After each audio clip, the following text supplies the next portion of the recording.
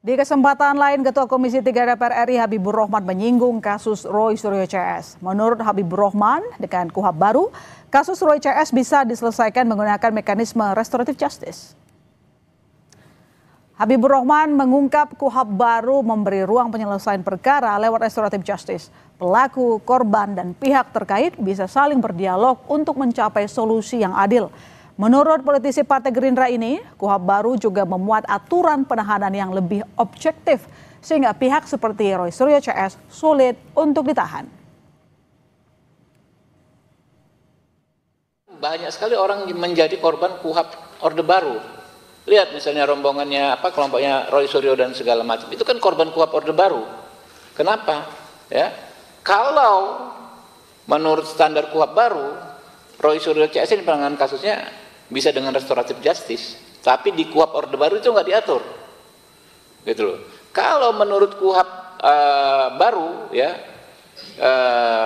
terhadap Roy Suryo dan kawan-kawan itu sangat sulit untuk dikenakan penahanan, karena syaratnya sangat objektif. Hampir nggak mungkin ditahan, orang-orangnya jelas semua, nggak lari dan lain sebagainya. Tapi kalau menurut KUHP Orde Baru, ada peluang dia ditahan sewenang-wenang. Ya, Ketua Komisi 3 DPR RI Habibur Rohman sebut dengan KUHP baru, kasus Roy Suryo bisa diselesaikan secara restoratif justice. Bagaimana peluang kasus Roy Suryo CS diselesaikan melalui restoratif justice? Kita bahas bersama Roy Suryo dan Sekjen Peradi Bersatu Ade Darmawan. Selamat malam, Mas Roy. Malam, Mbak Sister. Selamat malam, Mas Ade. Mas Ade, ketemu lagi.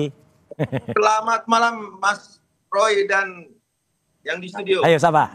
Oke, baik. Saya ke Mas Roy kalau begitu. Okay. KUHP baru buka peluang kasus ini di restoratif justice. Anda setuju atau enggak? Ya, karena gini, sebenarnya kan restoratif justice itu kalau dulu-dulu itu hanya diupayakan lewat SKB. Surat keputusan bersama misalnya Polri, Menteri Hukum, dan kemudian atas. Kalau sekarang sudah ada dalam aturan dalam kitab hukum acara pidana. Jadi artinya syarat-syaratnya malah sudah jelas, tegas ya.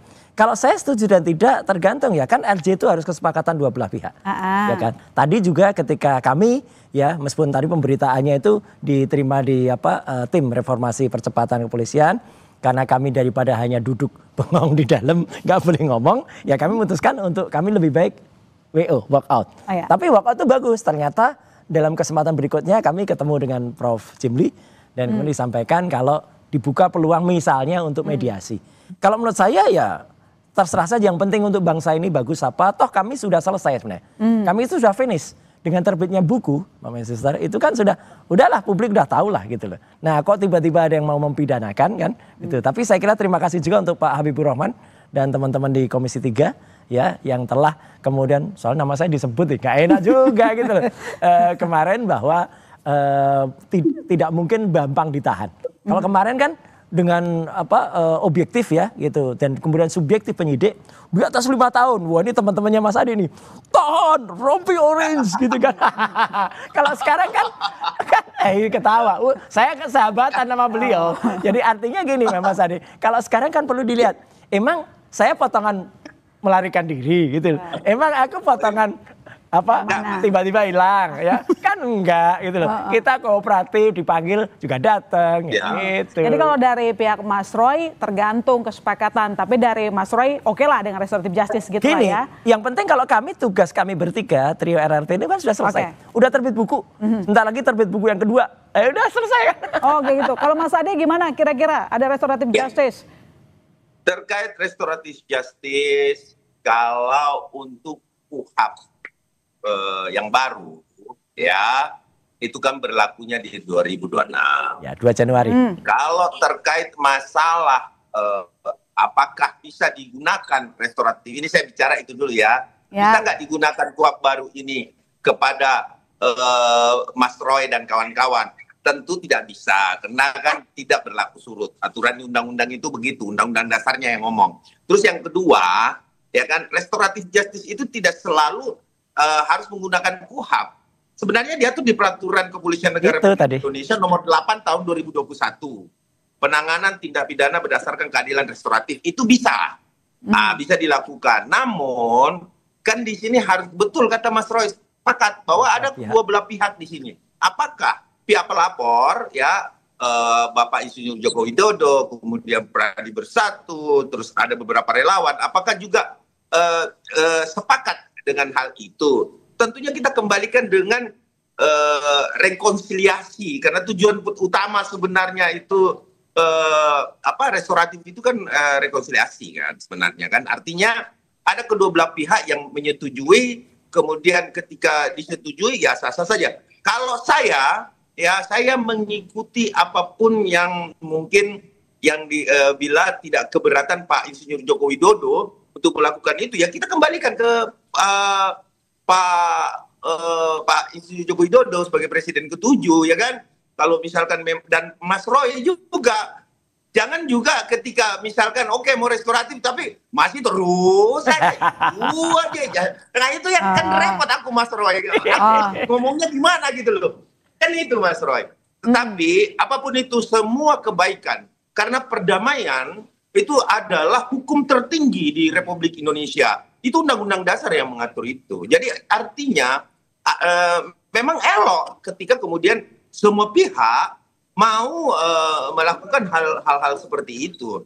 Tetapi itu dikembalikan lagi kepada korban. Karena selama ini kan korbannya adalah Pak Insinyur Joko Widodo atau Presiden ke-7 kan.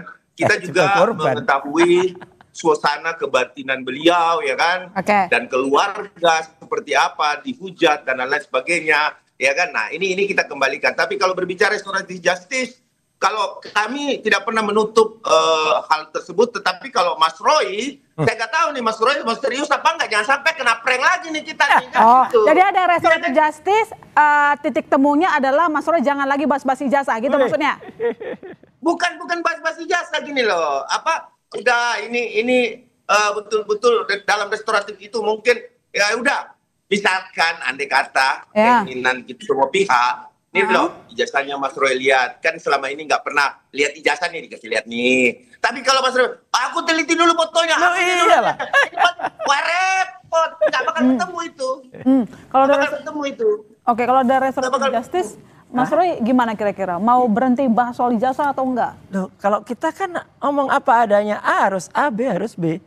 Jadi artinya dengan terbitnya buku Jokowi White Paper, kemudian sebentar lagi launching buku Gibran Black Paper, ya. Nggak berhenti berarti Mas Roy. Loh, itu berhenti begitu terbit buku kan selesai. Tergantung juga sekarang. Misalnya diteruskan, ya. Kan sudah banyak pendapat. Prof. Jimli, Prof. Mahfud, Prof. Komarudin Hidayat, ya, Pak Susno Dwaji, Prof. Henry Subiakto, itu adalah perancang undang-undang ITE loh, yang mengatakan pasal 32 dan 35 ini nggak bisa. Kan banyak sekali. Terus kemudian ada Prof. Toto Saksono, ada juga misalnya Pak yang dari KIP barusan, ya, Pak Rodenmus siapa itu ya, yang kemudian itu dan kemudian makin terbuka kemarin dari sidang KIP bahwa ternyata ada beberapa pihak kayak UGM dan juga KPUD Solo, itu kami sudah lihat aja, itulah lihat. Fakta-fakta kan sekarang tergelar. Tapi artinya saya secara pribadi dan secara tim ya, tim RRT dan juga tim kuasa hukum kami itu mengapresiasi upaya ini. Ya, upaya Komisi 3 dengan Ketua Pak Habibur Rahman, upaya tim reformasi percepatan Polri, tadi Pak Prof. Jimli, ada Prof. Mahfud tadi juga, yang kemudian mengupayakan mencari titik temu yang terbaik.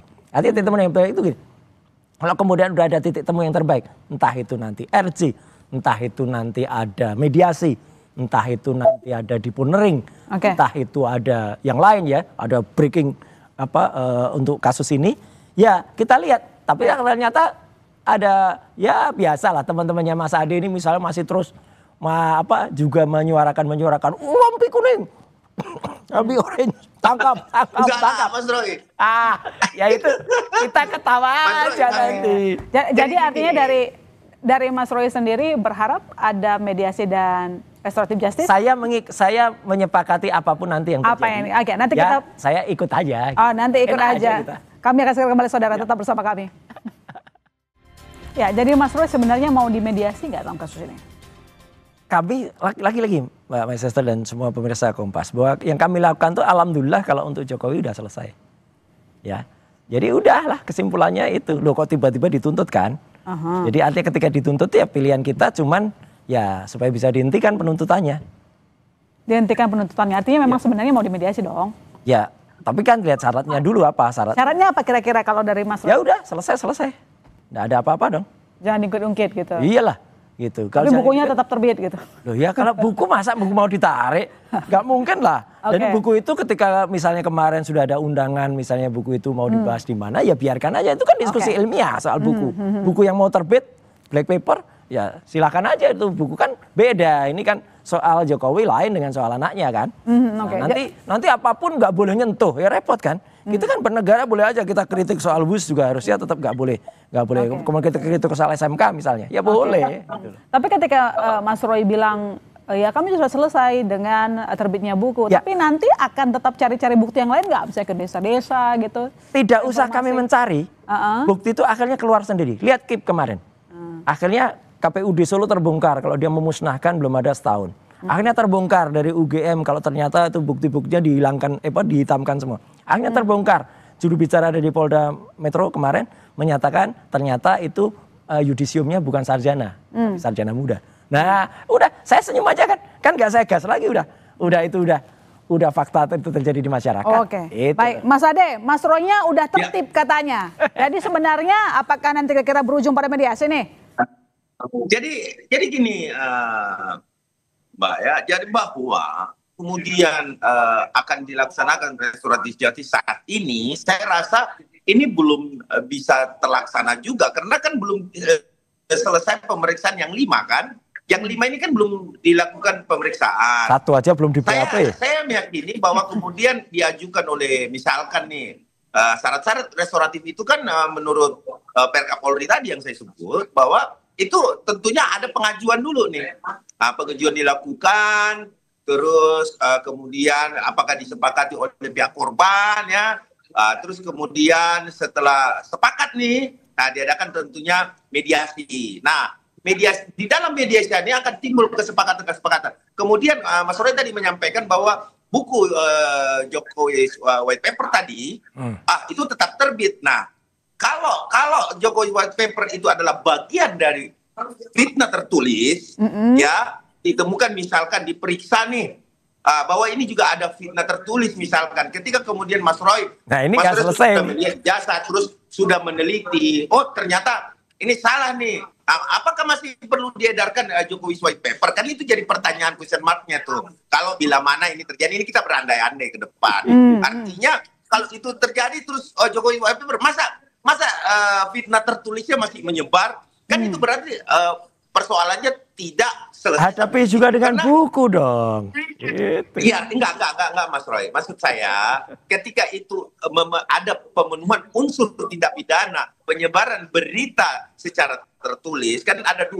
Melalui media elektronik, melalui tulisan, ya kan melalui lisan. Artinya, pasal baru berarti. Juga Jokowi White Paper itu adalah fitnah tertulis, ya karena pasal baru lagi nih, ini berarti nggak mau mediasi ketahuan. Saya meyakini gini, Mas Roy. Ini saya berbicara dalam konteks hukumnya saja, Mas Roy. Ya. Artinya ketika terpenuhi itu, Mas Roy, kita nggak bisa nafikan loh bahwa ada fitnah tertulis melalui tulisan. Ya makanya kan terbitkan buku juga ahli-ahlinya. Nah, saya jelaskan dulu, saya selesaikan dulu, Mas Roy. Buku lawan buku. Itu keren. Saya selesaikan dulu. Bahwa kemudian ada fitnah tertulis, apakah itu toh tetap dilanjutkan? Nah, itu merupakan satu kesepakatan antara si pihak yang akan melakukan restoratif justice di situ nantinya. Nah, ketika kemudian oke, aku lihat nih ijazah Pak Jokowi ini yang disita mana nih? Setelah dilihat, misalkan nih Mas Roy ini keyakinannya bagaimana? Palsu. Yang tadinya mengatakan bahwa stempelnya ada di belakang, ya kan? Ada di belakang putri. Nah, tapi apapun itu monggo kerso, kita mengikuti apapun yang menjadi satu keputusan hukum. Baik itu melalui apapun, sepanjang instrumen hukumnya disediakan oleh peraturan dan perundang-undangan termasuk Kapolri, KUHAP, kita monggo kerso. Yang penting aman, damai negara ini kan, bangsa ini kan. Ya, jadi kalaupun tadi dibilang sama Mas Roy, kami udah finish kok, tapi ternyata bukunya masih beredar. Menurut Anda tidak ada etikat baik dari Mas Roy? Dicetak kan. Iya, udah dicetak. Tapi maksudnya peredarannya tuh katanya tadi. Ya nggak ada, itu kita kembali ke zaman Batu, bukan ke zaman Orde Baru, tapi Orde Batu itu ada buku di sweeping. Ya nggak bisa kamu Mas Roy, nggak fair. Ya enggak lah, sama lah. Karena fitnahnya Karena buku cetak itu jauh lebih baik, jauh lebih mudah isolir daripada elektronik. Kalau elektronik tuh ada podcast dari para termul yang masih terus menghina, wah, ada yang ya gitu. Mas Ade tahu tuh siapa yang ya gitu. Itu kayak gitu. Ada juga yang. Tapi kan tetap terbitin buku yang baru kan tadi yang dimaksud itu. Udah dicetak. Udah dicetak. Gimana? Jadi akan tetap terbit katanya sih Mas. Oh, iya kan lain loh. Ini kan masalahnya Jokowi kan. Kan bukan masalah yang itu kan. Ya kalau sekarang gini loh Mas Roy. Saya mau nanya nih Mas Roy. Kalau di dalam buku itu tidak ada tidak ada bukti primernya seperti apa? Maka mana bukti? Ya ada semua lah bukti primernya. Jelas betul skripsi juga saya berikan. Ya kan bukti primer kan analognya tuh. Terus kemudian ada persetujuan. Makanya dengerin penjelasan dari Prof. Tono Saksono. Mana barang analog itu juga diperiksa pakai digital. Sekarang dengarkan dari Prof. Henry Subiakto. Itu pendapat Mas Roy. Prof. Henry Subiakto itu. Loh iya, pendapat dia yang bikin undang-undang ITE juga. Dia adalah yang ada di Kominfo. Itu kan pendapat hukum. Pendapat hukum itu berbeda dengan pelaksanaan hukumnya. Dengan pendapat hukum, nanti ada di 184. Nanti ada juga Pak Azil. Banyak lah. Adu hukum dengan hukum, adu buku dengan buku, adu teknis dengan teknis, ya. Kita tunggu saja nanti. Yang penting itu. Ya, jadi kira-kira kalau kita menunggu Mas Roy. Semoga saling nunggu. Ini saling nunggu nih berdua. Saling nunggu ya sambil nyata. Saling nunggu sambil nyata. Sambil ngopi. Sambil ngopi nggak tuh? Jadi Mas Roy, soal ya. upaya restoratif justice ini sudah dibahas belum sama teman-teman yang lain? Ya, kita juga nunggu niat baik ya. Dari tadi kemarin kan sudah disampaikan oleh di Komisi 3 ya. Kemudian kemudian kita juga tadi juga mendengar langsung dari Prof. Jimli. Bukan hanya ketika dia loh. Kami bertemu langsung juga dengan Prof. Jimli tadi ya. Kami bertiga. Kemudian diberikan banyak saran, diberikan juga apa yang harus kami lakukan. Ya udah, kita ikuti aja gitu loh. Artinya proses ini dengan baik karena kami tetap pada standing point yang kami tulis itu adalah untuk ilmu pengetahuan, untuk masyarakat, dan kalau buku itu ya itulah karya ilmiah. Kalau memang ada yang nggak setuju dengan buku ya silahkan kita tunggu bukunya. Oke, baik. Terima kasih Mas Roy, terima kasih Mas Ade telah bergabung di Sapa Indonesia. Tunggu ngopinya ya Mas Ade, itu janji tuh katanya. Oke. Terima kasih Mas Roy. Siap, ayo.